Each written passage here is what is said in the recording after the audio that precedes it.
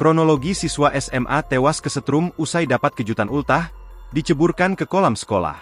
Fajar Nugroho meninggal dunia pada Senin, 8 Juli 2024. Meninggalnya Ketua OSIS SMAN 1 Cawas Klaten tersebut diduga karena tersetrum di dekat kolam sekolah. Siswa 18 tahun tersebut meninggal dunia diduga karena tersetrum di dekat kolam sekolah, Senin, 8 Juli 2024.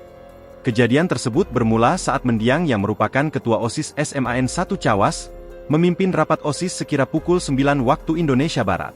Rapat tersebut membahas tentang pembagian tugas dan pencarian sponsor untuk kegiatan lomba pengembangan minat dan bakat siswa. Kegiatan rencananya akan diselenggarakan pada 25 Juli 2024. Kapolsek Cawas, Ibtu Umar Mustafa mengatakan pertemuan tersebut dihadiri 30 siswa, termasuk mendiang. Mendiang kemudian pamit salat zuhur. Ada 4 teman mendiang yang mengetahui bila hari ini adalah ulang tahun Fajar. Mereka kemudian memiliki rencana memberi kejutan untuk mendiang.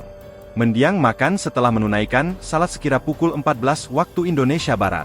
Tak lama kemudian, korban ditepungi oleh teman-temannya. Lalu dari 3 teman memegang korban, diceburkan ke kolam yang ada di sekolah, ujarnya. Kolam sekolah itu memiliki kedalam 175 cm, cm. Dan pada saat diceburkan, korban sudah berusaha naik, papar dia. Namun saat berusaha naik, mendiang merasakan kram.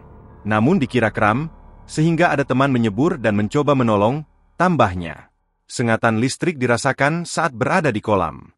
Teman mendiang yang berusaha menolong juga merasakan sesak napas. Mendiang dan teman itu kemudian dilarikan ke rumah sakit untuk tindakan medis. Mendiang meninggal dunia. Sementara temannya saat ini masih dirawat di rumah sakit.